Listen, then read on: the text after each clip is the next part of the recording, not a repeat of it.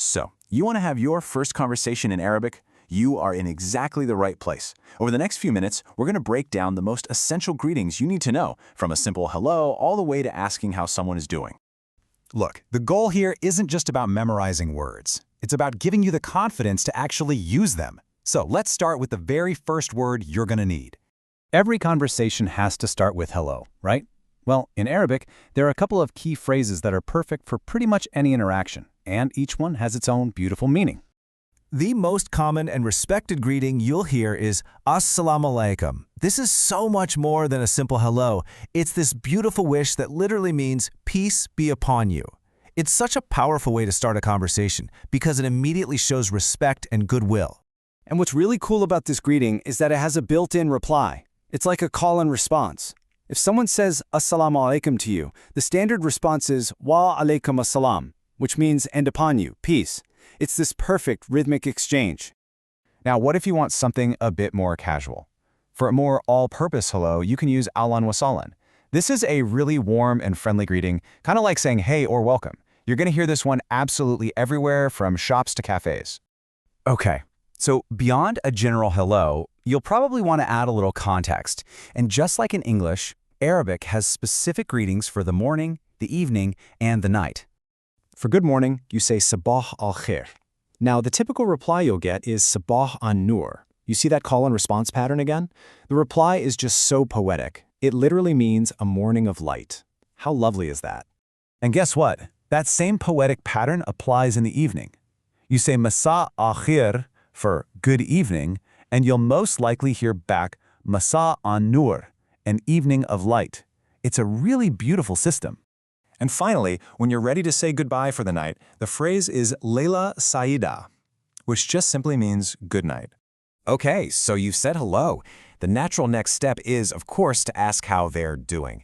And this is where we get to one of the most interesting features of Arabic. The language actually changes depending on who you're talking to. The key here is something called grammatical gender.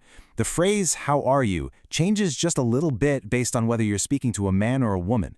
You really want to pay attention to that ending. You use haluk when speaking to a male and haluki when speaking to a female.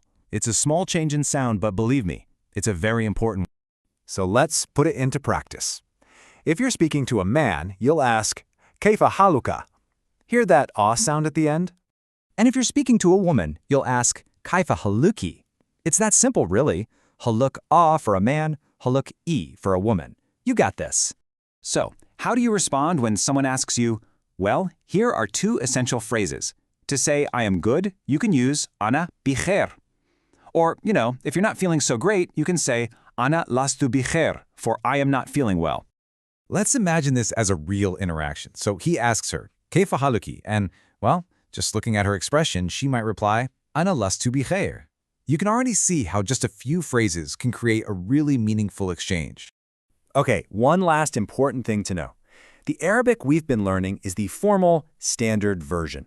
But you have to remember, the Arabic-speaking world is huge, and the language has many different regional variations, or dialects.